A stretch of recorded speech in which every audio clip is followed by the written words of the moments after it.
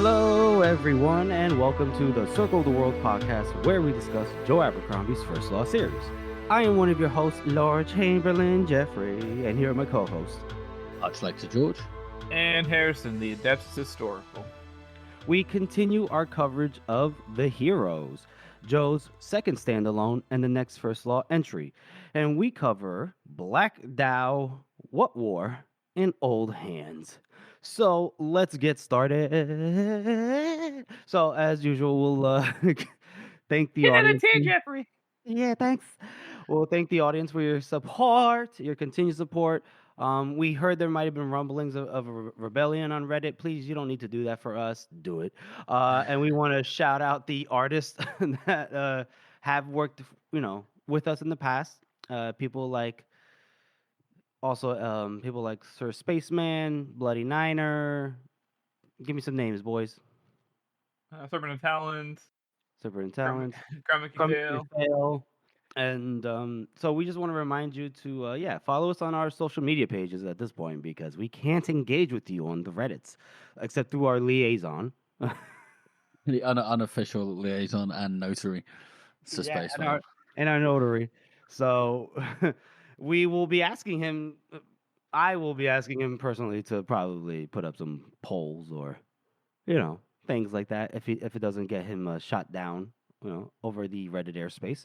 And and our YouTube page, which George, look, I've been traveling a lot for work, George, but I swear to God, after next week, I'll have a lot more time. We can get that YouTube page, fucking. we should get that I've got to say as well, I mentioned about 3 or 4 episodes ago that I've got a new video coming out, and you did. You haven't done shit. I'm still editing it. It's very long. It's about 6 hours hours. Well, that was with all the conversation and stuff as well in between. So there's a lot of editing to do on that. Oh geez, oh boy. And obviously, since I'm editing the episodes every week now as well, so let me, do my job in terms of do my part for the YouTube page, right? Obviously now. Mm-hmm. So we just want to thank you for your continued support. For a free podcast, a shit podcast. Anyway, so let's move on to a grift. No, it's a grift for a shit podcast. Don't forget. Grift for a shit. Okay, I'm still waiting to see that money, but anyway, so we'll start off with our first chapter read through, which is Black Dow, my favorite non-POV character. No, our favorite non-POV character. Yes, that's right. Thank you. Appreciate your support on that, boys. Although George was eerily silent. I've had my say. He's a weird dissenter. So, we start off this chapter, as we know, from the perspective of our boy, Calder. They had enter the stable doors of some, room. They're in Scarling's Hall, right? Yep. And as he walks in with shivers, he sees Black Dow sitting on Scarling's chair. And first what he sees are his war chiefs, at least 3 of them. Whoa, we're not in Starling's Hall, right? I thought they just brought the chair with them because it says the stable door's shut. Does that mean that it's not a stable? Oh, you're right. Yeah, because they're on the front line, aren't they? Yeah, you're right. Yeah, you're right. I thought so too, but I assumed that maybe. Although it's really funny that unless stable doors are just the type of door, maybe it could be, because here's the thing: they're not on the front line just yet. Remember, they have to mobilize. Remember? Mm-hmm. I think they might just be just behind, right? They're still. They're not in Scarling's Hall. They've just decided to bring Scarling's chair with them for whatever fucking reason. Well, yeah, but then I just realized that didn't they say that Osro, where this battle is going to soon be taking place, is only 70 miles away from Carleon? Yeah, I think that's it. Maybe they are at Carleon. Yeah, and I think they are, because the road that they're on, the old used Y'all's Road, whatever, it leads to Carleon. If you look on the map, right. I think. So I think they're in Carleon. So that's a little tiny. They're somewhere near Carleon with Scarling's chair. That's just the attention. They're in the vicinity. That's just the attention to detail that you get here on the Circle of the World podcast, COTWP, and that's a reference, and which I will get into a little bit later. But so we're looking at the 3 war chiefs out of 5, if I'm not mistaken. We have Glamma Golden, George. Param Ironhead. There you go, Harrison got Say it without thinking. Cam. Karam, Ironhead, and then we have Broad Tenways. So, brief descriptions. Glamour Golden, it looks every bit of a hero, a northern hero. Blonde, Aryan, supermish. But also he loves gold. His hair is gold, his bracelets are gold, his rings are gold. The man is blinged up.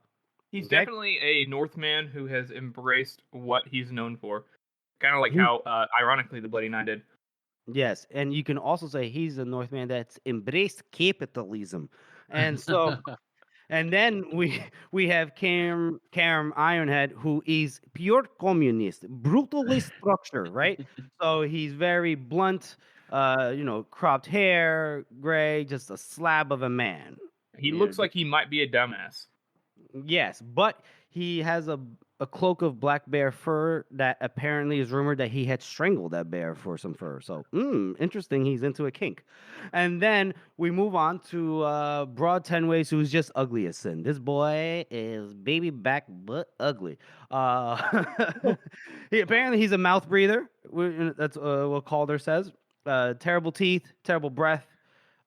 He gives off some odor, and he apparently has like a strong case of, I don't know, a hideous rash. So I don't know what, eczema, but like on steroids or something. I don't want to. Anyone that suffers from eczema, we're not judging you, but we're judging this is the most ugly man in life, Jeff. Eczema, baby. No, fuck me, god damn it, no, that's not what I'm trying to say. My cousin has eczema. No, this guy's just ugly. All right, I'm just trying. Now you know someone who has eczema, so that makes it okay, Jeff.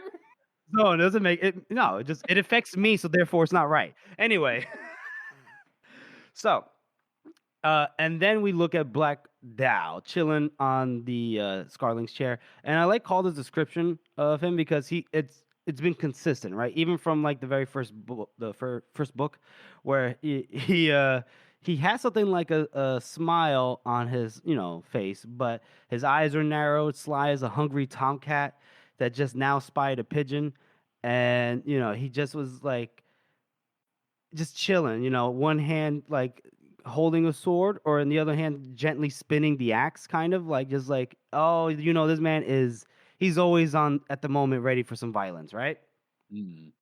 Love that. Like reflexes. Yep. And then we find out that Dow has a second. His name is Splitfoot. And he's got to be the Carl that's there at the end of Last Argument of the Kings, right? He gets his foot split. Yeah, if you guys don't remember, when Logan was not, I guess we could say betrayed, even though he had it coming to him, by Black Dow. Some dude tried to not tackle, but like bum rush Logan, and Logan took that sword of his and split his foot. And we know the Black Dow. Yeah, you think that Black Dow got up and he's like, hands fall. You should be known as split foot. Those Northerners, they're so creative. They're definitely not on the nose with their naming. And I like how if all these like murderers and villains or whatever you say weren't enough to make Calder shit his pants, he's still shadowed by Shivers. And Shivers is just after Wrestler of Cold, we know Shivers just is a very menacing presence right now. So, Calder and Dow, exchange some pleasantries. Dow goes, well, if it isn't Prince Calder, are you going to do what you're fucking told this time? He goes, of course, your most obedient servant. He's and then he sucks up to Golden and Ironhead. He goes, my father said there weren't two stouter hearts in all the North, but also said there weren't two thicker heads in all the North to himself. And then didn't say anything to Tenways. So, because Tenways and Calder hate each other, apparently. Because Tenways, which I was gonna say, it does make me wonder if Tenways is actually as ugly as Calder says he is. I mean, I think Joe likes to play with that. He never comes up again, but True. So, we find out that one of the war chiefs, his name is Ricci, and that is Seth's dad. So he's out doing a weapon take a day or so east. they're just scraping up whatever the potential hands. Yeah, Calder basically towards- says they must be recruiting only boys at this point because Mhm. everybody else has already been recruited, which I think is something to note too because most older men also are fighting as well, so they're kind of running out of men. Yeah. Mhm. Yeah, I mean, it's only been what, like 4 or 5 years since the last 6, 7 years, was it? Since the last war, anyway. 8 years. 8 years. That's not a lot of time. That's not a lot of time to replenish however many people died in like Carleon and the high places and wherever Wait. It's been 8 years since. since the end of Last Argument of Kings. Yeah. Are we sure about Yeah. that? Yes, But because Ryaz says that it's been 8 years since he saw him at the Battle of Adua being the first guard, being the king's bodyguard. no, he says No, it's I saw him at the Dogman. contest. Ah, okay, Yeah, that was the he's- contest, right? So it's been 7 years since the end of Last Argument of Kings. Yeah. But I will say that Well, honestly, though, it's been about 8 years because the contest takes place at the end of the Blade itself, right, and it only takes it takes place within the next year. The next two books happen within the same year. So right. And so then Best Served Cold between Last Argument Kings was 5. So less than that actually, because remember it's we hear from what's his face, well, I can't. We just talked about it. He becomes Monza's general at the end. Oh, Volfir. Volfir Volfir. says it's been 2 years or 3. He said 3 years ago that his wife cheated on him. Whenever he was in Meadowland. Yeah. All right.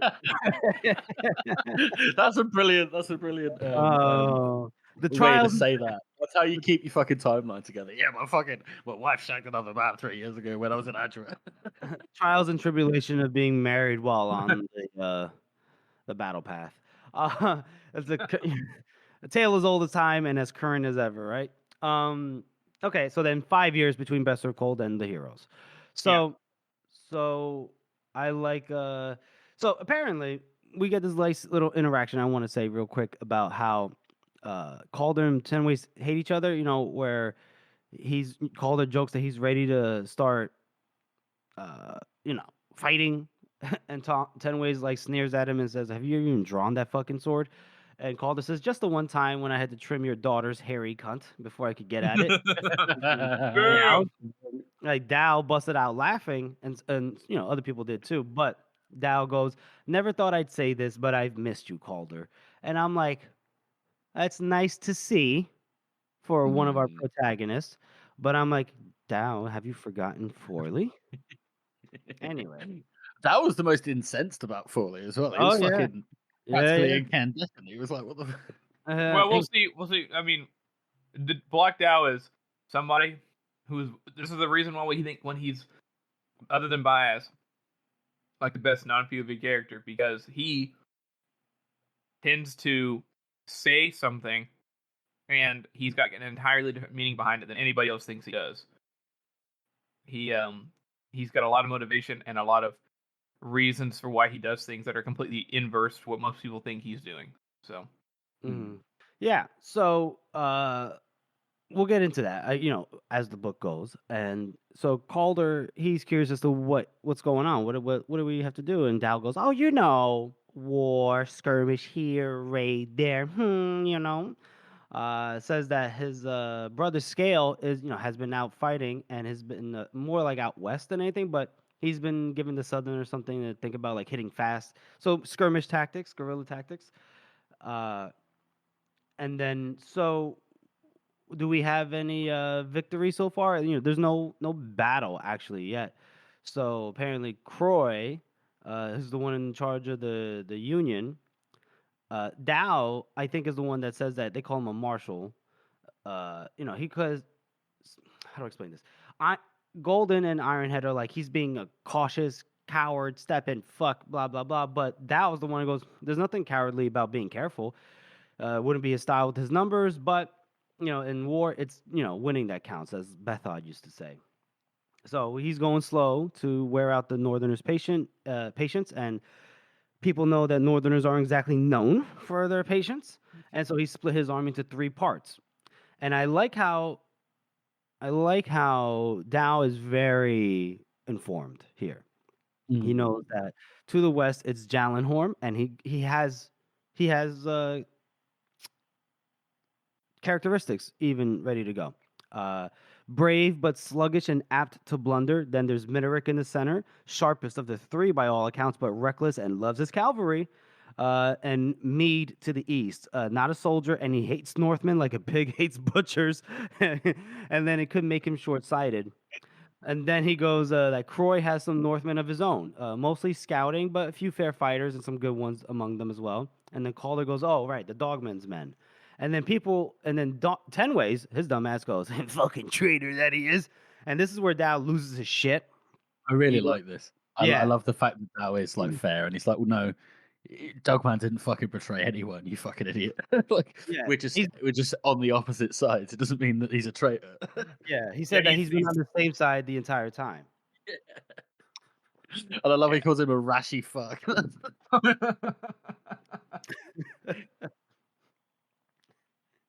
Call them straight up. Straight to the insecurities right there. Like, you rashy fuck. It's done really, really well that with Black Dow, how he says these things. And to most book readers, it'll probably seem like he's like, oh, he's just giving us exposition. But he's got a very good reason for why he knows this, as we'll see in the future. Yeah. And so then Golden goes, okay, well, we got to move quick. If he's got Alisand under siege and it's got good walls, but it's not going to be long before they capitulate, whatever. But then Dow goes, Meade broke off the siege yesterday. He's heading back north, and most of the Dogman's men are with him. And then they're like, how the fuck do you know? He goes, I got my ways. He's the one. That's why he's the one that gives the orders, and everyone listens to them. Meade's turned back north and is in quite the hurry, most likely to join with Mideric. And so Calder's the one that goes, wait a minute, they've been slow and steady all these months, and then they decide to just take a rush. So there's like either they're tired of being cautious, or someone who is a higher up said, get to moving, baby. And we know from our previous chapter reading that that's pretty much the case. And so there's a chance that it could get him off guard, but we'll see what happens. Do we have anybody at the heroes? That's what Dow asked. And then Splitfoot says that Craw's down there with his dozen. And Calder notes that he would have rather been there than where he's at right now, because Craw, there's a lot more laughs with them, right? And so apparently he ran into some of the Dogman scouts and, seen them off. And here Dow takes a moment and he calls for Shivers. And he goes, ride down to the heroes and tell Craw I want that hill held onto. Maybe one of those Union bastards might try to come through that way, cross the river Osrung or something like that. And then Shivers, we see that he paused for a moment, long enough for Calder to see that he wasn't happy playing messenger boy. And I like how Calder gives him the barest look, just to give whatever seeds were planted a little water. And, we'll see. But Shivers goes, right you are, Chief, and then just leaves. And then Golden goes, that one gives me the worries, the shivers. Yee! Gives him conniptions. Yeah. And Dow, he points out that's the point of him, So he tells Ironhead that he's leading down the Yaw's Road. He's going to be the tip of the spear. Make it sooner than tomorrow. He wants their lickety-split. And he'll tell Golden to take the Broughton Road and join up with Ricci. And then Ten Ways brings his lot with him, bringing up the rear. And march, but keep your eyes open, blah, blah, blah. And then... I like how we get Glamour Golden and KM Ironhead having a very Poulter and Croy kind of relationship. Like they're both of exact opposites in styles, and they do the same things, but it's the Northman version this time. I would say that Golden seems to be the Polder, and Ironhead is the Croy, like very Spartan, right? That kind of thing. Yes. And Golden's the more flamboyant. That's what I would say. And so then Splitfoot, he goes, hey, he whispers in Dow's ear, like, And Dao goes, "Oh shit, send him in then." That's in the audiobook, by the way. And so the doors were hauled open, and a figure seemed to fill the area, and then he took this step up, and he straightened, and so apparently this guy is a giant. This guy is huge, and this guy is Stranger Come Knocking, and Calder knows this name. He's heard this name, call himself Chief of 100 Tribes. Everything east of the Kryn is his land, and all the people who lived on it his property. He heard he was a giant, but didn't take it too seriously. But this one seems to match. And there's more evidence that we're not in Skyland's Hall there, because he's like as tall as the ceiling. Uh-huh. No, surely. Maybe. If you want, we could just say Hall is like 7 foot tall. No chance. I don't know. It's a hall in the north. What the fuck? For all we know, it could be a fucking shed. But if you want it to not be Scarling's Hall, we'll make it not Scarling's Hall. We'll make it a random stable on the road. Okay? We get to decide. That's the readers. Yeah. So he towers over Dao and his war chiefs. I mean, fucking Golden looks like a dwarf besides him, and Splitfoot looks, and his Carls look like a set of toy soldiers. And so then Black Dao, he doesn't care though. He's not impressed or intimidated at all. He goes, "I'd wondered when you'd come knocking." And it said he didn't think he'd come all this way his own self though. And Stranger Come Knocking goes, "Well, an alliance should be sealed face to face, man to man, iron to iron, and blood to blood." And Calder would have expected him to have like a big dumb voice, but he's a very like soft spoken voice, And okay, great, Dao's all for it. So basically, Stranger Come Knocking bites into his hand so that there's blood, and Dao cuts his palm, and then is out of Scarling's chair quick in a flash, and they embrace. Hands all bloody and machismo, like all this manliness. Oh, what a man! It's like when Arnold Schwarzenegger and Carl Weathers like clasped hands in the movie The Predator. Yes, they're doing the meme, Jeff. They're doing the meme. Yeah, somebody should make it bloody, and should make one of these called Stranger Come Fucking. Anyway, So now Dao tells him he can, bring his men over the Krynna, and Stranger goes, "Well, I already did." And the guys are like, "Wait, what the fuck?" You're not supposed to do that, dude. What the hell? No way. And so then Stranger Come Knocking is like, "Look, on this side of the water, they fight the Southerners. I came to fight." And it's like everyone's like, "What the You know what Stranger Come Knocking is like to me each time I hear this part? Fenris the Feared? He's like a great value of Fenris the Feared. Great value. Yes. That's fucking fantastic. And he goes, every time, so like Black Dao goes, "Good, that's what I want you for." And then Stranger goes, "I want to fight the Union." Dao goes, "There's plenty to go around. I want to fight We're in the Bly." And can't promise you that he's on our side and has some odd notions, but I can ask if he'll give you a bout. And then Stranger goes, "I want to fight the Bloody Nine." And then Dao goes, he's not even smiling at this one. He goes, "You missed your chance. 9 Fingers is back in the mud." And then Stranger goes, "I hear he's alive and standing with the Union." Dao goes, "You hear wrong." And I hear he's alive and I will kill him. Dao goes, "Will you now?" And Stranger goes, "I am the greatest warrior in the circle of the world." But he says it as not even boasting. He just says it as it's a fact. He goes, "Well, there's a lot of hard men about here. Some of them in this room. So that's quite a claim you're making."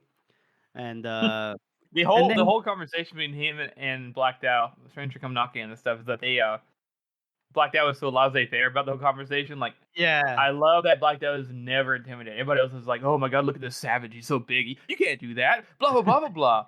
And then Black Dao's like, "Yo, what up, homie?" Nah, I don't think that'll work. You try this instead. He's just super chill. Yeah.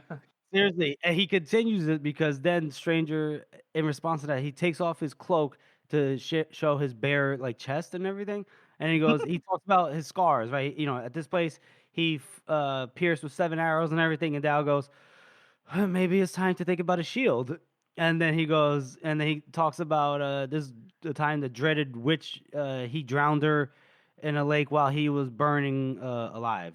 And Dow goes, I reckon I would have put out the fire first. And then he talks about how he killed like two brothers in single combat. And he fought them together because they grew together in one womb. And Dow goes, you fell for that? And then he talks about how he killed them. He goes, Dow's like, ooh, messy. I like, how fucking that was just like you said, so laissez-faire about this. And I love how Stranger Code Knockins delivering this absolutely ridiculous like backstory. And so I was just like, yeah, okay, come on. we've got a water fight here. Come on. And then Dow points out Prince Calder just by saying, just be careful of who you're fighting. Doesn't want you to kill one of us by accident, like Prince Calder. And Stranger goes, oh, you're Calder. And Bethod's second son? Yep. He goes, Bethod was a great man. And then I like how Ten Ways goes, great man for getting other men to fight for him, not much of a fighter himself. And then the Stranger goes, why is everyone so bloodthirsty this side of the Krynna? There's more to life than fighting. It's just, what the fuck? He's like, it's important to have a balanced life, Yeah, so funny. And then he goes, all right, so is there any, I'll be at the place agreed upon, Blacked Out, unless any of the little men wish to wrestle. And he looks at the three war chiefs, and they're all like, they're like looking around. And then Calder, he makes a little jibe. He goes, I would, but, I make it a point of never stripping naked unless there are women present. And then Stranger goes, ooh, I cannot wrestle with you, son of Bethod. You are made for other things. And he had like a knowing smirk of his own. I was like, what the frick? Anyway. How interesting. What that could mean.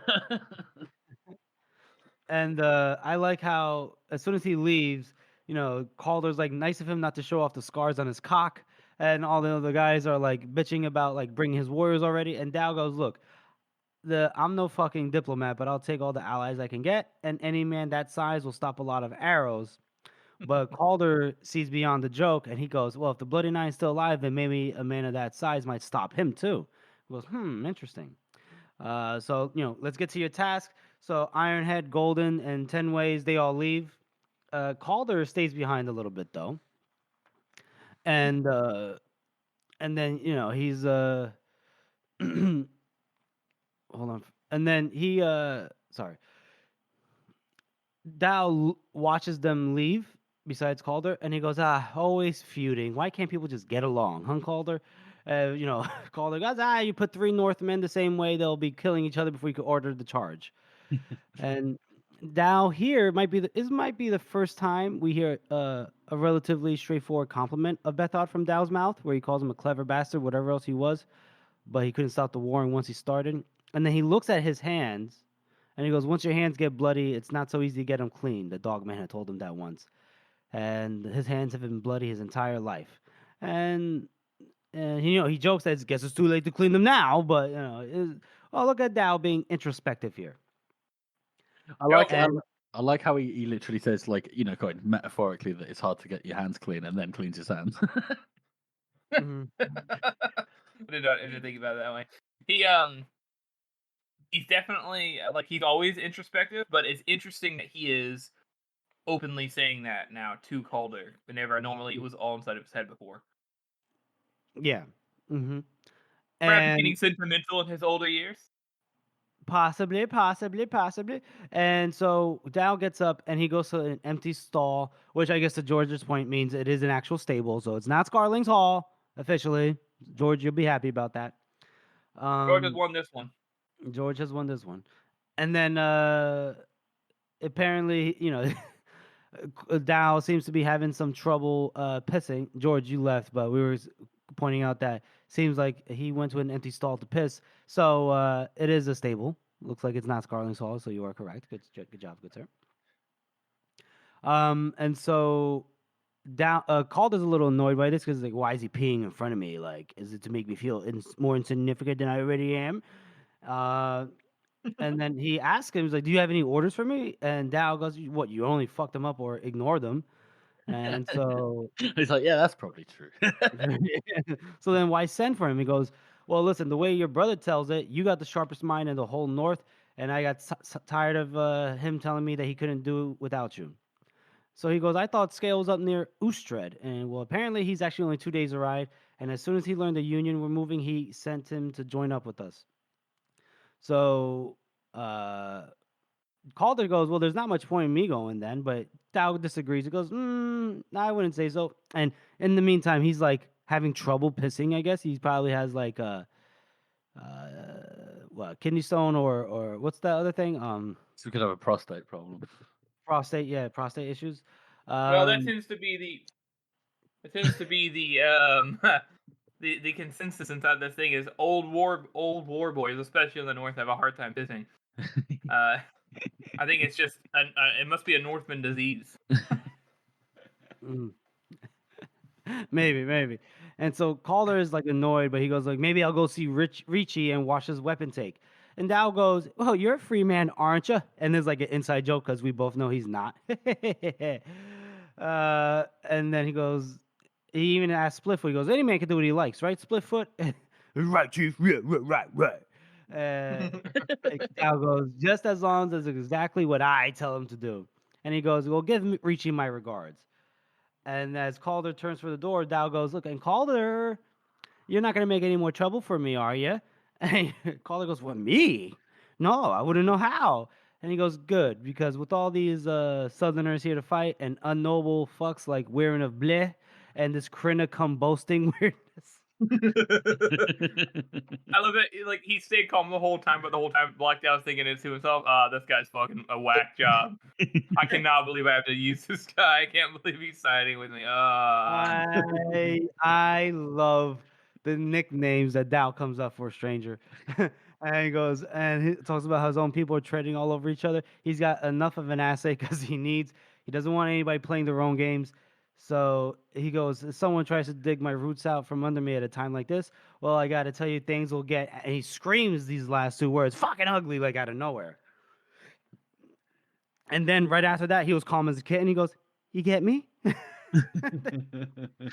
Calder is trying not to like show that he almost pissed his pants. He goes, I think I have the gist. And then Dow goes, good lad. I would hate to hurt your wife. She's a pretty little thing. And then Calder doesn't like this, but he strode, he walks out thinking about how he's gonna kill Black Dow and take back what was stolen from his father. Ooh. And that's the end of that chapter, boys. What do you rate that? I think I'm gonna rate it as a 7 out of 9 because I really like how, like we've always talked about, Black Dow is such a good written character, and now that we know like he's more than what he's supposed to be perceived as in the first trilogy, it's kind of fun to talk about his motivations and where he's at and think about, what we're missing in his side of things. It also highlights Calder's, yes, he's intelligent, but he also has a really bad, rose-colored glasses on his eyes, thinking he knows certain things that maybe he doesn't actually know, or maybe he's viewing things in a way that aren't actually how they are, even if they're, a better way to look at it than a lot of people. He's trying, but he does not have an objective point of view. He's still ruled by his emotions and things like that, even though he thinks he's not. And it's also just hilarious to see how Black Dow is, still the same, but he's a little bit older. He's a little more contemplative. He's a little bit more strained, and we'll get more into that later. But I think it's a really good setup for the northern side. Mm-hmm. I agree. This is like it's a very good counterpart to the last chapter with Gorst and the that council. And I like how again we get to see everything set up, nice, clear relationships between everybody and what everyone's going to be doing over the next couple of days. And but I think I'll give this one a 6. I'd love to see Black Dow juggling his war chiefs. Like he knows exactly what to do to get the most out of all of them, from playing off Glamagolden against Kerm Ironhead and screaming at fucking 10 ways, which is always good. It is always good. And I will give it a 7 and a knuckle. I love Black Dow, as you know. And I just think that, very in-depth look at Blacked Out. Like this is one of the few chapters that we've gotten in the past where we really gotten like a deep dive into Blacked Out. You can see, or like just like a long form conversation with him, right? Because a lot of times we got what do we get? We got side character stuff. Side character stuff. Do you know what I mean? And here we have him really showing off his intelligence, his humor, the capacity for sudden violence that makes him such a feared man. You know, almost like just as feared as the Bloody Nine in some circles, if not as if just a little bit less maybe. Mm-hmm. So I just love Blacked Out. I like the introduction of Stranger Come Knocking, Calder's interactions with the other war chiefs. It's great. I enjoy it. So 7 and a knuckle for me. I'm a homer, but what can I say? So we'll move on to our next segment, which is best meme of the week. Georgie boy, that's you. Take it away. So it's good to see we've got quite a few more memes than last week, and the last couple of weeks actually. I think people are gearing up for the heroes meme in every chapter, so keep an eye out for that. As they should. As they should. If you don't join, you're a loser. Well, you're a down in bulk pleb. You traitor. Yes, you absolutely have to support that because everyone gets involved. It's a good old time. And as you know, we won't be able to post for that, so we'll be sending it to various other people that we won't name to post them for us in our name. So for the meme this week, we have Lick Shots 419. Again, I think we've had a couple from this person, and it's that time when Kanye West interrupted Taylor Swift's was it a Grammy win? The music, is it the Grammys or was it the Music Television Awards or something like that? I don't know, something like that. But he gets up on stage during a speech. I'm gonna let you finish. But then the first law series is the best fantasy series of all time, and it's when you talk talking to anyone about fantasy. Like, yeah, but have you read Joe Abercrombie though?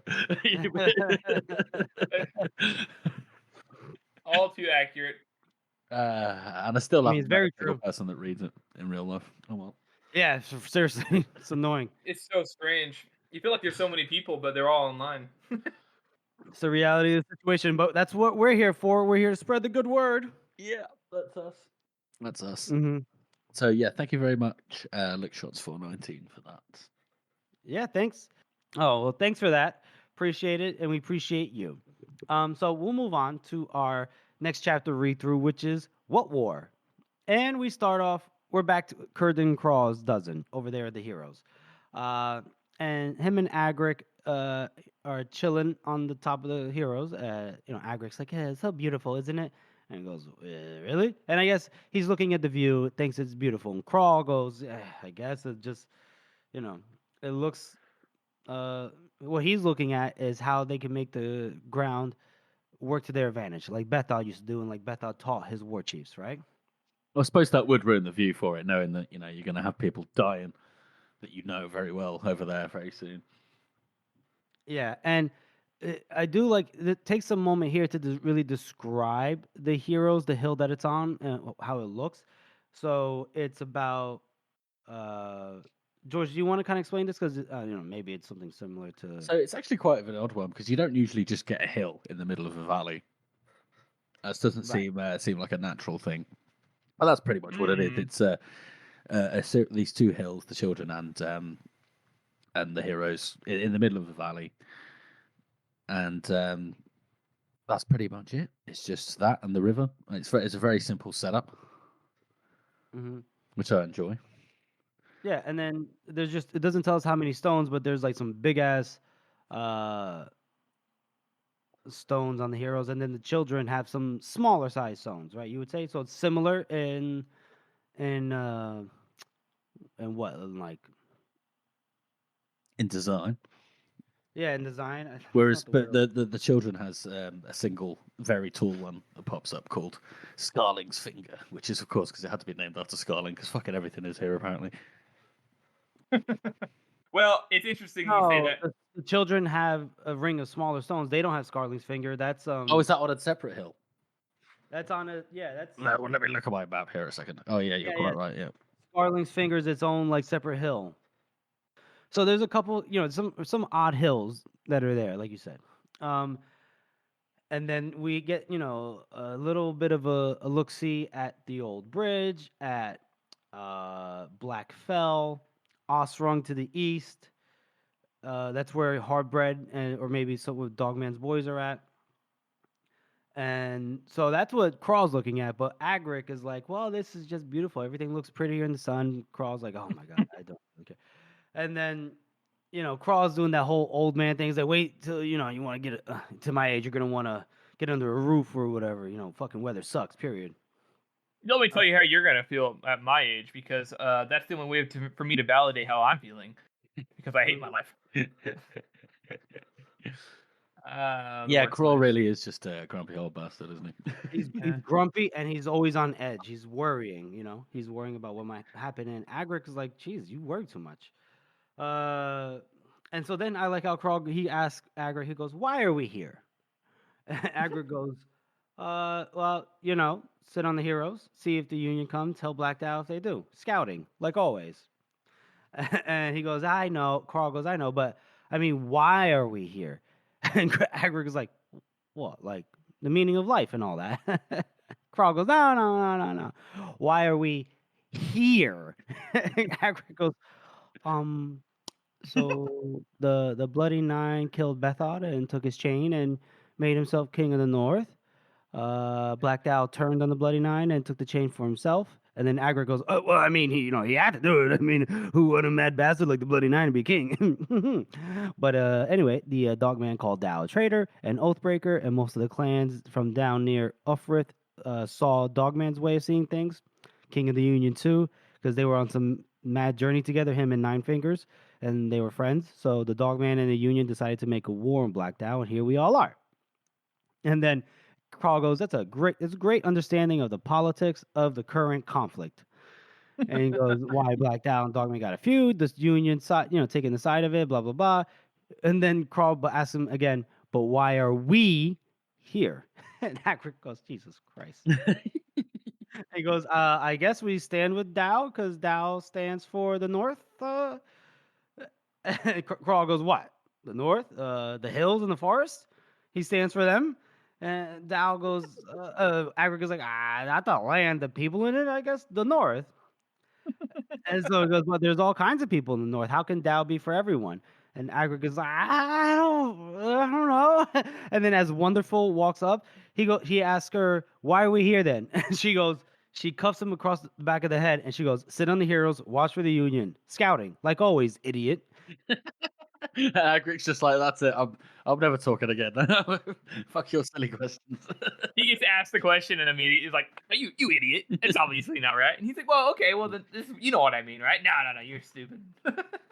And I like how he walks away. He goes, why are we bloody here by the dead? It's kind of like Dow, and he goes, waste of a fucking bell. Jesus Christ.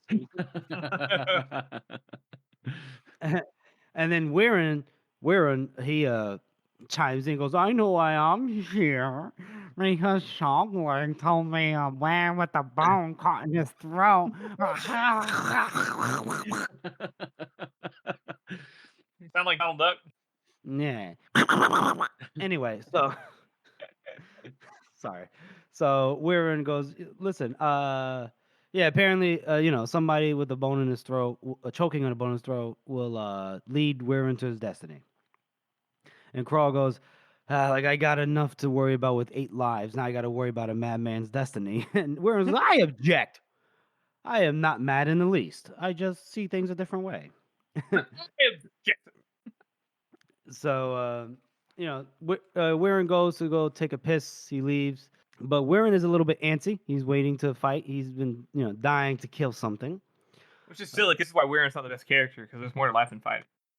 Exactly. Stupid. Anyway. And then as, Jolyon and Athric are, like, practicing fighting and Agric's watching them, Craw and Wonderful are just, standing side by side talking about, I guess, maybe what could have been, right? Like, Craw talks about this girl named Colwyn. And I guess when he was younger, he could have married her. And she, he didn't marry her because he didn't really know what he wanted back then. Just that he was, what would you say? Very brash. Thought he could get a name with a sword. That was his focus, right? Which is when you're young. That's kind of like how you think about Yeah. things. And Wonderful ask him, does he think about her a lot? She goes, no. She goes, you liar. He goes, all right, not so much. I just can't really remember her face too well, but I do think about what my life might have been if I'd taken that path instead, you know? And he asked her, I was like, well, what about your husband? And Wonderful says, well, he's probably getting ready to bring in the harvest now, the children too. Sometimes she wishes she was with him. And he asks her, how often have you been back now this year? Twice so far? And she goes, I go when I can. They know that. They know what I am. And he I asks will her, say she does sound pretty defensive when she says that. yeah. Especially in the audiobook. It's kind of hard to tell in the thing, but Pacey is it like she's like, what? Well, they know what I do. Like, it's not a big deal. Like, that's interesting how he has that intonation in there. Mm-hmm.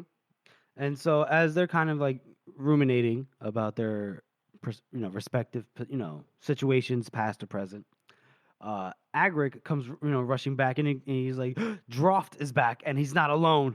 And Carl goes, all right, who's he got with him? And then they go, Shivers, and he goes, oh, fuck. And so they look and they see him. Yep, it's Carl Shivers. Is a difficult man to mistake. He's coming up towards the hero now, and everyone's like, shit. And Shivers walks up to him, and he goes, Craw, and he goes, what are you doing here, Shivers? And he just says simply, Thou sent me.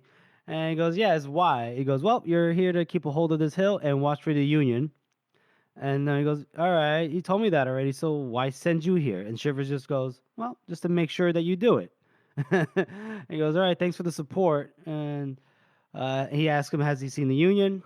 And Crawl says, not since Hardbread was up here 4 nights ago. And Shivers goes, I know Hardbread, stubborn old prick, he might come back.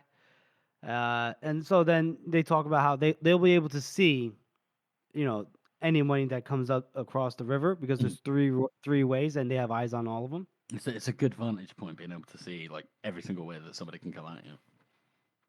Yeah, and I like how Shivers makes a little joke here. He goes, maybe we can sing some songs while we wait. And Wonderful goes, can you carry a tune? He no shit, no. Doesn't stop me from trying though. And then he just walks off to towards the heroes. And then Crawl turns slowly towards Droft, and he's like, great. And Droft goes, what the fuck was I supposed to do? Tell him I didn't want the company?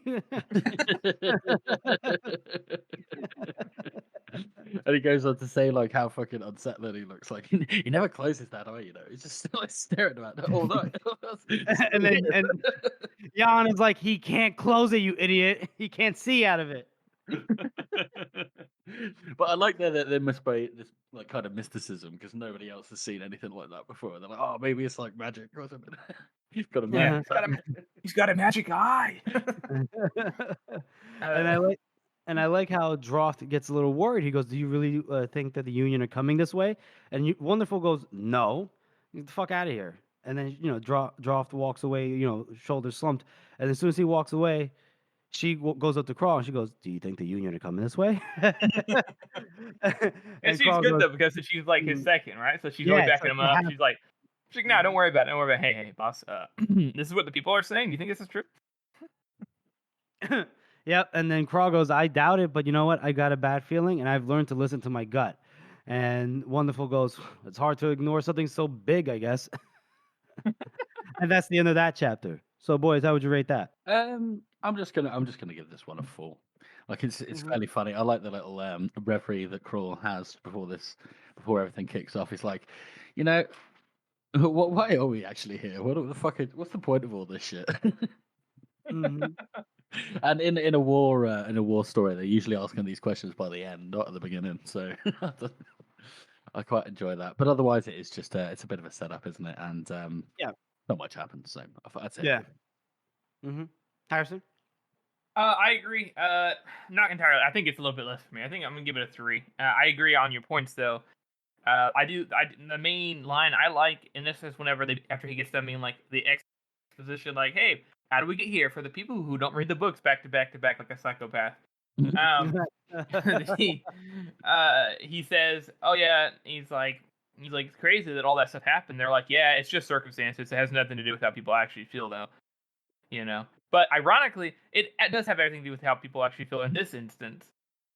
We know that Giselle does, in fact, he loves Logan, and so he did team up with the Dogman because of how he felt, and which caused most of this. Like, yes, I'm sure that Baez was involved. I understand that, but I do think it's of note that Giselle would definitely be like, yeah, let's get that shit done.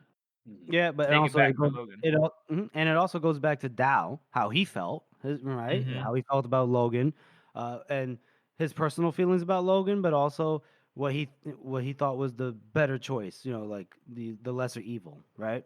Yes. He they don't know this, like he said, oh, he had to XYZ, but they don't know to what degree he actually felt that way, or that's the excuse they made, but really they think that Dow's just was grabbing for power, which is totally reasonable. Anybody else would think that, but we know differently. Right. And so I find that a little interesting, how it sets up the fact that most people are like, oh, that's just the way the world is, but really, like, we know the background behind it. It just adds so much context to the overall situation. It's cool, but I would say overall the chapter, like you said, it's just pretty much set up. Yeah. I'm gonna go ahead and give it a 3 and a knuckle. Purely bit of an exposition filler chapter, right? Just to kind of bring people to where they need to be. Like Shivers needs to be at the Heroes right now. Yes. And we kind of go, okay. So it's because of the back and forth. Like, do you think the Union are coming? Nah, no way. We know the Union are coming at this point. So just with that kind of writing, we know, right? So yeah, I'll give it a 3 and a knuckle. Not a lot happens at all. Just Shivers' arrival, and that's pretty much it. So we'll move on to our next segment, which is our community interaction segment for this one. I'll start off with a YouTube comment that we received recently. It was on our "Is a Baez an Eater" theory video host, but with that's George's main theory. It was his, working one. And somebody said, talk to Baez's ex-girlfriends, can confirm he is not an eater. And that is the quality kind of fucking interactions we at the Circle of the World podcast encourage. We love this stuff. Yeah, because like as Conwheel, she said before they're hanged, even though Baez is more passionate as a lover, Khalul was much more skilled. Dun, dun, dun. Baez does seem selfish like that, Like, why would I bring you to fruition when it's about me? Do we have the name of the person that left that comment? We do, but it kind of just looks like a randomly generated name. Like 10 characters and isn't a word, so there we go. So if you're listening, 10 characters. We appreciate that. Thank you. Harrison, you wanted to point out something? Perhaps on that comment, maybe it's an AI. Maybe the AI realizing that we're standing up for them and they're starting to fight back. Well. Anyway, support for AI within reason. On Reddit, which we cannot access anymore, we can still view, for now, and we have a user JList22 has been posting a pretty cool little thing. That's something that I would have probably liked to do at some point, and so it's pretty cool that he's doing it. He's basically got a graph, not a graph, a format for what the best book, worst book, most shocking scene, best quote, most liked female character, most liked male character, best chapter, most disliked character, most disliked male character, most best dialogue, where would you like to live, and funniest character. And he's basically kind of doing it in the way that we used to, doing with polls and stuff like that. He's kind of just asking the question and letting everybody discuss. So I think that's pretty cool. Just kind of go through what he's got so far. And then by next week, I'm sure that he'll have it wrapped up and we can go over it again. As for the best book, which of course is what he starts off with, and he does have 1, 2, and 3 for a lot of them. For probably whenever people discuss, there's a lot of people like the other ones. Mm-hmm. The number 1 upvoted book was The Heroes, which is not shocking at all. I know. What do you know? Come listen to our podcast. Oh wait, we're in the podcast now. If one of our loyal listeners wants to point out that the best book is being covered by the Circle of the World podcast, that'd be great. Just don't say that you did it for us, because otherwise you might be banned. The best book is called The Heroes, and then the second best one by the community is Before They're Hanged, which is no surprise at all. And the third is Trouble with Peace. We've talked about our favorite books a lot, but honestly, The Heroes for overall the community makes sense. It's right in the middle of the series. It's got a really good balance of side stuff while also being a part of the main story. It is like literary, one of his best books, if not his best book in that way. And it fits in a niche that most people really, really like, which is, wartime, very high character-driven storytelling. So it does make sense. I can definitely say that overall, The Heroes is definitely one of his best ones. My personal favorite is Trouble with Peace, and George's favorite is Before They Hanged. So it all fits in there. Nice. The worst book that he has down is Sharp Ends, which just for the merit of being completely different to the rest of them. It's way shorter. Yeah, it's a collection of short stories. Plenty of good ones in there, but it's a collection, right? Mm-hmm. Yes. As the second worst book, it's The Blade itself, which I totally agree with. I would say that's and not worse as in bad, but worse in comparison to the other books of the series. I think so. I agree with that. But the number 3 is Wisdom of Crowds, which I'm like, but okay, I get it. There's a lot of anger around that book, so I understand. Like I went through the first book and the last book. Yes. Then the most shocking scene. That's an interesting one to put up here, is Clover killing Wonderful. I'm trying to think if that's the most shocking scene for me. It's kind of hard to choose. The second one is the Bloody Nine killing Toldaroo and Crummick Sun, in the Battle of the High Places. So it's an interesting one, isn't it? It's kind of a weird one. Yeah, because that is shocking. Definitely the way that we will talk about it when we get to it, but it's just so sudden and you don't really expect. We kind of do expect it of him, but I think you could say shocking is something that's like really quick and you don't expect it, but then I think something like when Bethord tells Logan about like how things really are, and Logan's like, oh yeah, no, that is definitely the way things are. It's like, what? That was more shocking to me, to be honest. Yeah, but it makes sense in the zeitgeist of the community that whenever you hear most shocking scene, that people go, what was something that was like, oh my god, like a death or something, right? Yeah, it has to be gory and it has to be violent. Yeah, and they're both on there. They're both 1 and 2 is the Bloody Nine killing Toldaroo and Clover killing Wonderful. But that is that's interesting. The next one is best quote. Is the one that won it is, once you've got a task to do, it's better to do it than live with the fear of it. Classic. Yes, probably the most repeated quote in the whole series, so that makes sense. Yeah, I mean, it's used quite a lot by multiple characters, carried on through Logan, and in like subtle nods to that first time we hear it. It is definitely, I mean, it's a good one for real life. It's really solid. I think, trying to think of the my favorite quote is always appear less than you are. I really like that one. What about you guys? I do like the do it like rather than live with the fear of it, because I mean that can apply to real life, right? I honestly, without spoiling, I'm not gonna say who says it and in what book, just so not to spoil it, because I am true to the idea that we might have some first time readers listening. But when somebody says, "My hands used to be so soft," and I was like, "Oh, Joe, what the?" So that's one of mine. I feel like there's another one. I want to say my favorite is Costco when he's like, "What is honor anyway? Can't eat it. You can't fuck it. You can't do it. The more you have, the less valuable it is. If you have none at all, you don't miss it." That's funny. There's plenty, and I feel like there's another one in the first trilogy, and one in Age of Madness. Oh, what? There's a lot. We'll get there. We'll get there eventually. We'll release a compendium of quotes that we love. Oh yeah. Go ahead, George, Harrison. The next one is the most liked female character. And I like this. This is nice. I like get her some proper recognition. Rika from the Age of Madness trilogy is the #1 most liked female character. Really? Yeah, which is I think it's fine. Yeah, I like Rika a lot. She's up there. Number 2 is Cernifale, which is kind of weird.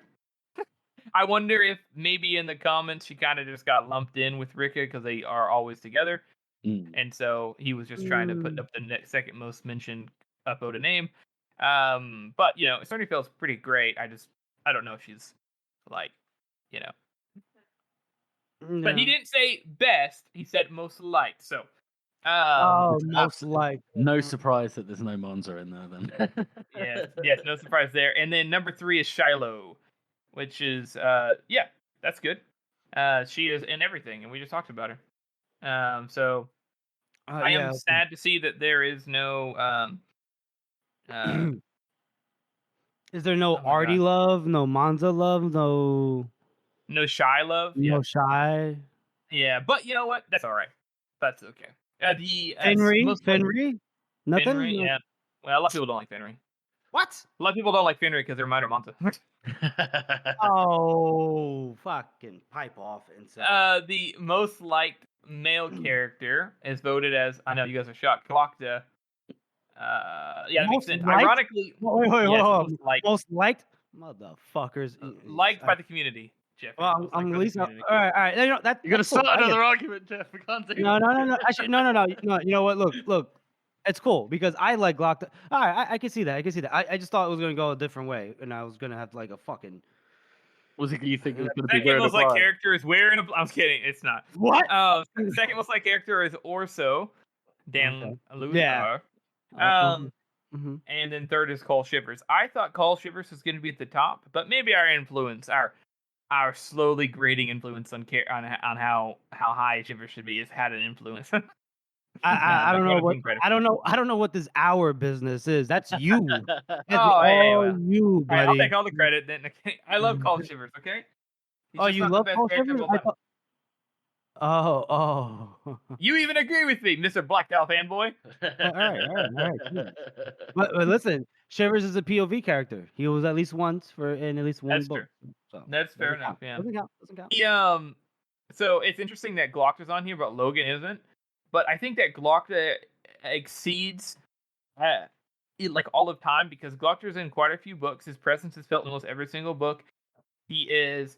I think it's agreed that he is Joe's best written, most thought out character in the series that we've seen so far, and Logan is a close second. But he also exceeds the point that there's not a conflict that we have with Logan where it's like, oh, is he bad or good?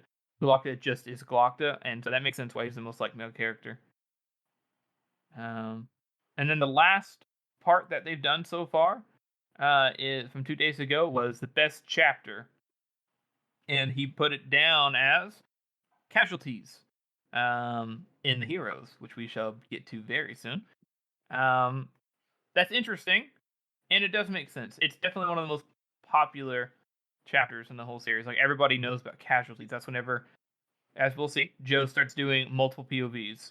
And I'm sure there's multiple chapters called casualties as well throughout the books. Oh, that's a good point. Does it encompass the Age of Madness casualty chapters? Well, that is his first of these sort of the little people chapters, and they are absolutely fantastic. I can't wait to talk about those when they start popping up. Mm-hmm. Yeah.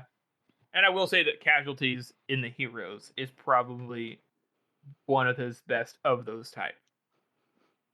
Oh, for sure. But the number 2 on that best chapter was The Circle, Last Argument of Kings. Mm-hmm. Great. That is the fight with Fenris the Feared and Logan. And also, yes, remember Black Down, Dogman's, and Grimm's mission to take out Carrib. So you had that that interplay between the different POVs, which is great. Yeah. I gotta say, I do enjoy that chapter. I recently re-listened to the first trilogy, and that bit when they get to Korib, and he's like, she turns around and Grim just like drops his knife, and it's as if he had a snake in his hand. That's so funny.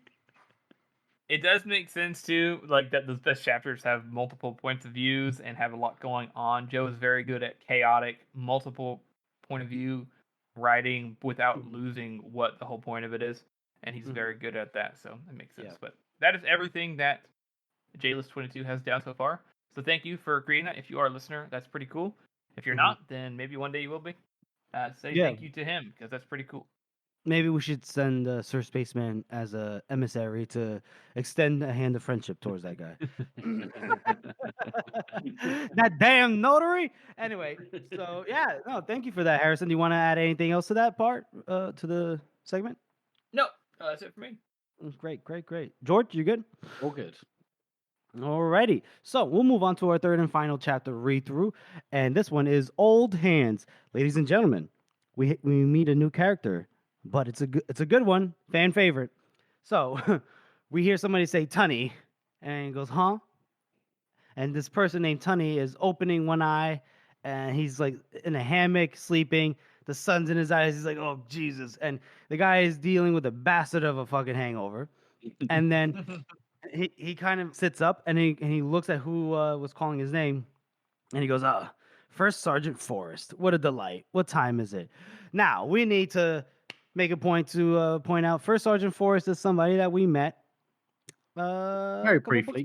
Very briefly. Yeah, very briefly. We'll talk about him in a second.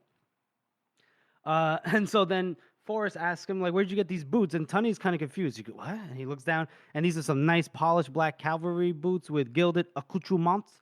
And it goes, I won them from an officer named, I don't remember. So we're getting a pretty cool introduction. Tunny seems to be a guy that like plays cards with soldiers and stuff. And he goes, Tunny goes, well, it's one of the many fine things about wartime, Sergeant, is that there's always there's new people, new card players arriving. So that means there is somebody stupid enough to play cards with me.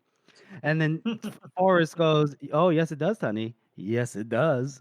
And then Tunny goes, oh, no. Oh, yes. No. Yes. Up you come, lads. And now here are 4 new recruits, fresh off the boat from Midderland, seen off at the docks. Oh, and they are here for Corporal Tunny. And do any of you want to do the introduction? Because I want to do the introduction. So, First Sergeant Forrest introduces Tunny as... Boys, this here is the famous Corporal Tunny, one of the longest-serving non-commissioned officers in General Jallenhorm's division, a veteran of the Starkland Rebellion, the Gurkish War, the last Northern War, the Siege of Adwa, this current unpleasantness, and a quantity of peacetime soldiering that would have bored a keener mind to death. He has survived the runs, the rot, the grip, the autumn shudders, the caresses of northern winds, the buffets of southern women, thousands of miles of marching, many years of His Majesty's rations, and even a tiny bit of actual fighting to stand or sit before you now. He has 4 times been Sergeant Tunny, once even Color Sergeant Tunny, but always like a homing pigeon to its humble cage, returned to his current station. He now holds the exalted post of standard bearer of His August Majesty's indomitable 1st Regiment of Cavalry. That gives him responsibility for the regimental riders tasked with carrying messages to and from our much admired commanding officer, Colonel Valamir, which is where you boys come in. Oh, bloody hell, Forrest. And I love the banter between these two. He's like, oh, bloody hell, Tunny. Yeah, these two are good friends. I love it. And then we get the introduction to these 4 young, promising recruits. Go for it. You got Cligger. I think that's how it's pronounced. Not pronounced Clige or Clige. And it's a Cligger. Cligger? What the fuck? Who's chubby face with a big sty. I had to look this up. A sty is where you've got like a lump in your eyelid. Yeah. That is freaky. Yeah. So this guy is clearly, obviously not. He's a bit under the weather already, and he's just arrived, which is great. And he asked him what his previous profession was going to be, and he said he was going to be a weaver. Maybe that's a nod to future characters. I don't know. Maybe Cligger's a true weaver. Oh, no, Weaver? Build a stream? Cligger all along. But and then we find out that he had been apprentice, but then his master sold him to the recruiter, which sounds a little bit like slavery. No, does it not? The union is built on capitalism. He sold his labor, not himself. Jesus. George. And then we have Worth, who's gaunt and bony with an ill-looking grey sheen. Looks like the guy is already dead. When he was in a militia and they got disbanded, so they all got just sent to the army. You're in the army now, son. Mm-hmm. Got a Lederlingen, Leatherlicker. Lederlinger? Lederlingen, who was a cobbler. Who, if you don't know, somebody who makes shoes. Mm-hmm. And then finally, Yoke. And they said Yoke is a convict. The best thing about Yoke is whenever he says, he's like, I'm Yoke. And the next time he goes, so you think you're the best part of the egg, huh? Again, Joe's obsession with eggs. And I like how Yoke goes, not really. But then Tunney just stares at him and goes, I'll be watching you, boy. And Yoke is like, what the fuck I do? What did you say fuck me for? I love the exact line is Yoke's bottom lip almost trembled at the injustice. And he's like, ironically enough, in his head, Tony says, Yoke's probably has the most transferable skills. Oh dear. So those are our four hopefuls. 4 recruits. And Forrest tells them to stick close to Corporal Tunney. He'll keep you out of danger. If there's ever a soldier that is good at staying out of danger, it's Corporal Tunney. Just don't play cards with him. and then he walks away. And Tunney takes a deep breath and he stands up. And the recruits are all like, salute. And then he goes, "Oh Jesus Christ, please don't do that." and then so he goes. Tunney goes, "Look, now I know. Look, I don't want you to be here. I don't want you here, and you don't want to be here." But Lederlingen is like, "I want to be here." He volunteered apparently. He goes, and Tunney goes, "Volunteered."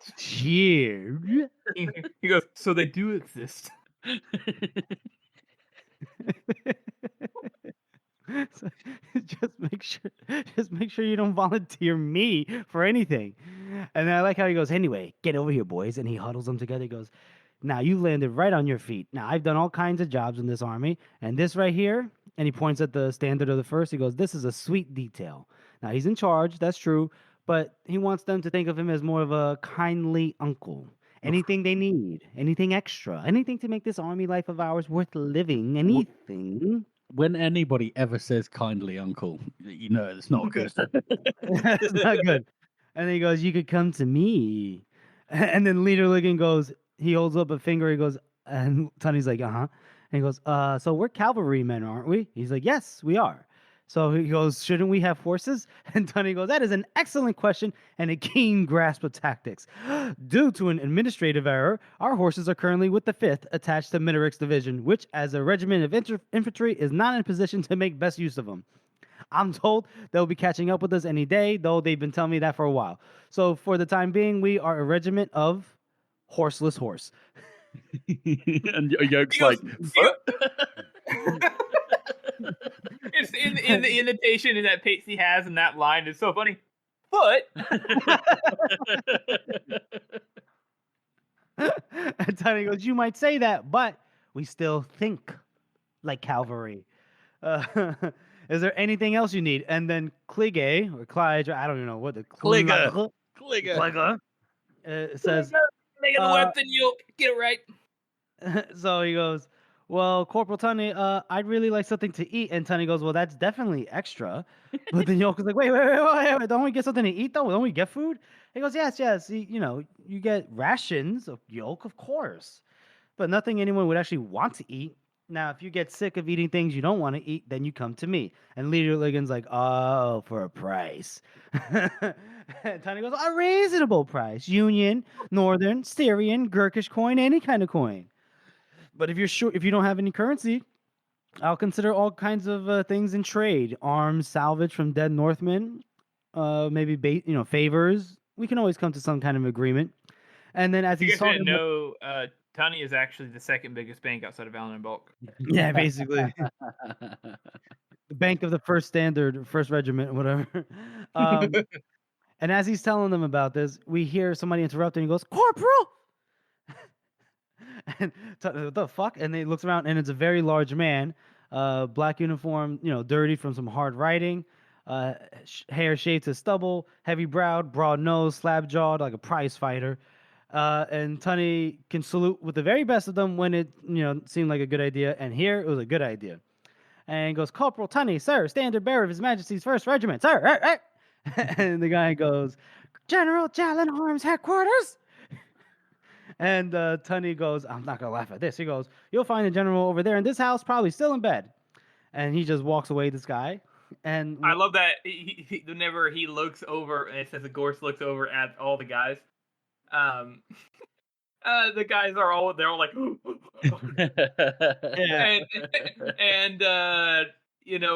Brimmin Gorse looks like he's daring them to say anything about his voice.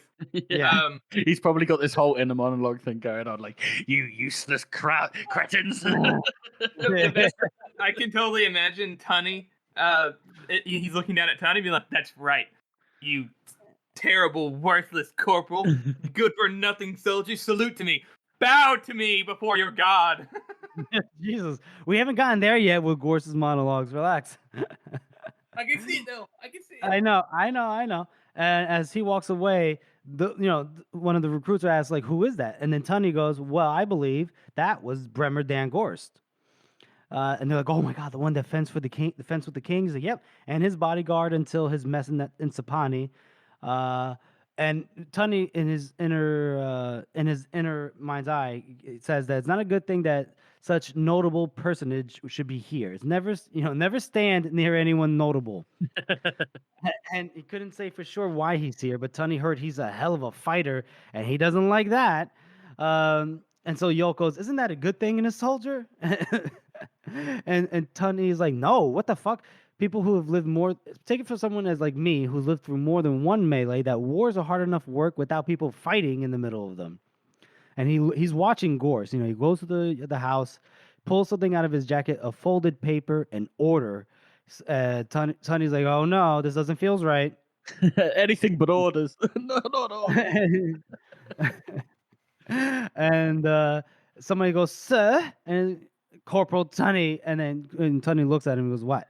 And it's Worth, and he knew the signs, the shifting of one leg to another, the pale features, the slightly dewy eyes, no time to spare. He goes, oh, geez, go over there, but go in the you take a shit in the right place. And he tells everybody else, always crap in the right place. This is a principle of soldiering of far greater importance than any other shit about marching or weapons or ground. And then he goes, even at this distance, Worth's long groan can be heard, followed by some explosive fart. But that is absolutely right? You don't want to shit up river when people are getting their water from it, or you don't want to be doing anything stupid like that. You definitely don't want an officer slipping in your leavings. I feel like that was also mentioned in Best Served Cold. Somebody said, make sure you take a shit in the right place. I think that was Andish, or what's the other one? Oh yeah, it was definitely Andish. I think it was. Yeah. And was Andish the last one to die? Victus. That's the It was Victus. That said it. He goes, right now, Trooper Worth is fighting his first engagement with our real enemy out here, an implacable, merciless, liquid foe. And he calls for courage in the face of this inevitable battle. And I like how he says, now, while we wait for Worth to force out the enemy or die bravely in the attempt.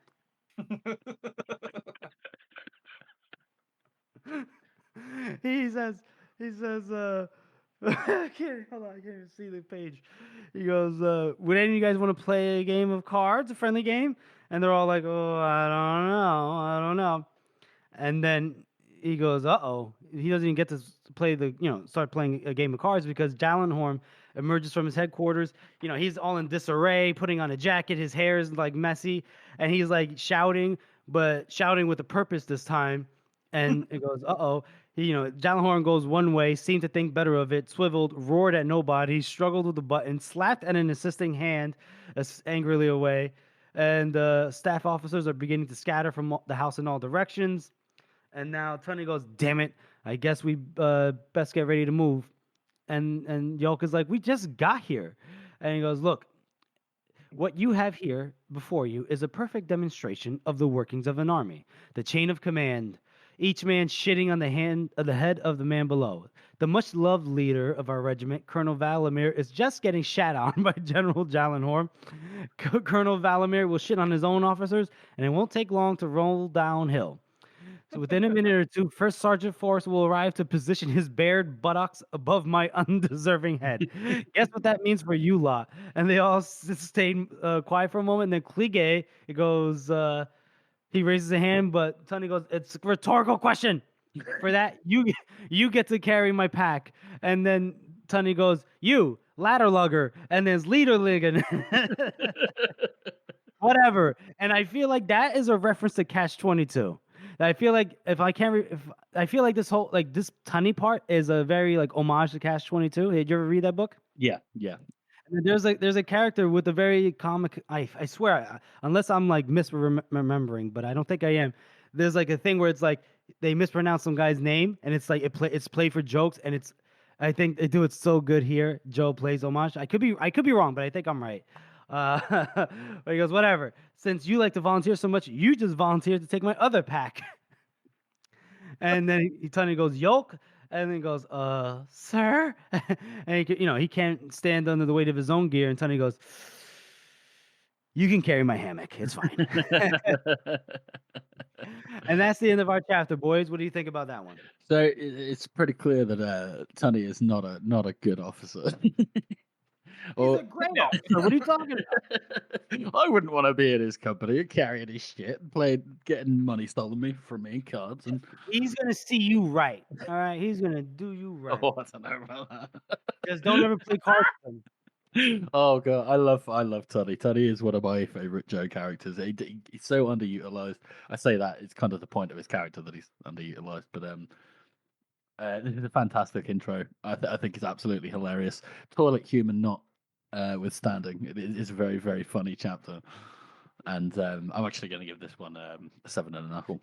Harrison, I think I'm going to give this one a 6. I think it's done. I think it's absolutely hilarious. I actually always laugh really, really hard in this one, but it's mostly just funny introducing new characters. So there's not much more to it than that, which is okay. But it's a hilarious chapter.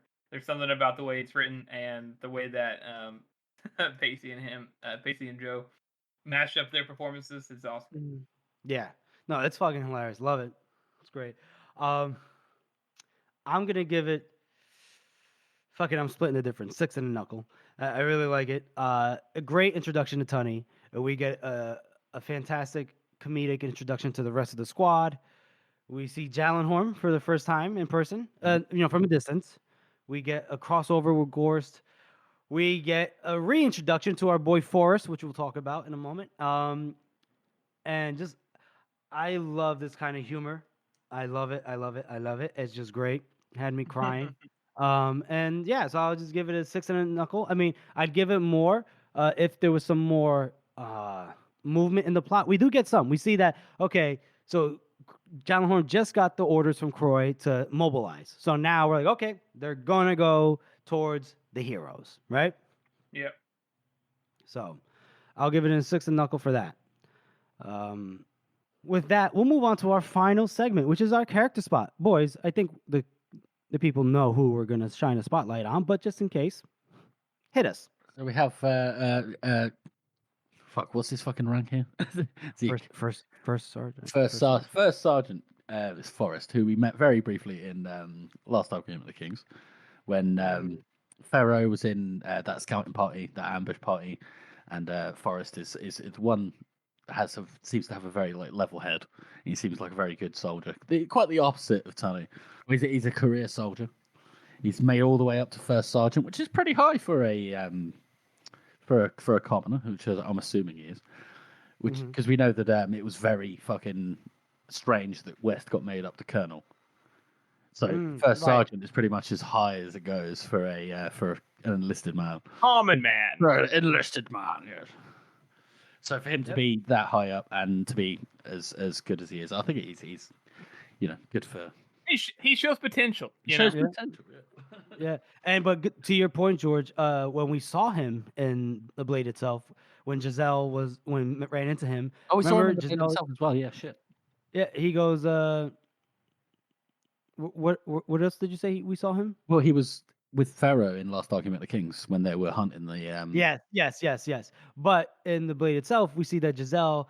He goes, ooh, he has scars, and he doesn't have a Dan in his name. He's coming to, yeah. Remember, this is before, so. So yeah, he's definitely a commoner then.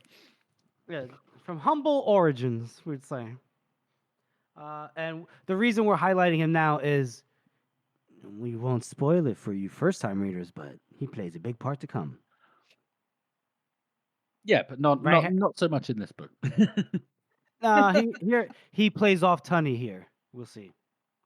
In this book, we'll see that. Harrison, do you want to say anything about First Sergeant Forrest? I like that. Like you guys said, I like his dynamic with Tunney quite a lot. I think it's done in a really funny way, and they're just we have the career hardcore. I'm going to do this because I love to do it, and it's my duty and it's my job. Forrest. And then you have I'm doing this because I have nothing else better to do, and I understand the key to happiness is just doing what I want, and this is just a means to do that. And they have a good dynamic, but they both respect each other in their own ways, and it's just interesting to see how they interact with one another despite having completely opposite ideals. Mm-hmm. Yeah. We'll see Forrest more. We'll see him. Yeah, for sure, some more. And poor Tunney, Forrest is going to take a undeserving shit on his it's unnecessary. Which is another way of saying that Tunney has to do his job. Yeah, basically. I will say too, it's always cool to see Joe bring out characters that were in before, and we haven't mentioned it yet, and we should have mentioned it in the Blacked Out part. But yeah, that's right, folks. Gyllenhaal is inside of this book, and he is a general. And we'll see him very, very soon. But and as you can see from just the small glimpse that we saw of him getting out of his tent and stuff, he is a little all over the place. But for people who may not remember, or people who don't read the books religiously like we do, Gyllenhaal was part of the group that Giselle and West were a part of in the beginning of the series. And the only people left are Giselle and Gyllenhaal and Brent. And they're all kind of split around here, but we'll see some other characters pop up from before too, so that's always cool to see. Yep. So yeah, we'll see recurring characters, which we love. It's part of Joe's work. Thank you for that spotlight. We appreciate that so much. Okay, so that's it, boys. That's it. Good job. That's our show, everyone. We want to thank you all for listening and supporting this podcast. As you know, this is a passion project for the three of us, and your support means oh so much. Join us next week as we cover New Hands and Ricci. And make sure you follow us on all of our social media, and we have a website, circleoftheworld.com. And if you haven't already, please subscribe to our podcast on Apple Podcasts, Spotify, or wherever you get your podcasts from. And please make sure to rate and review this podcast. Thank you all again for listening. There we go.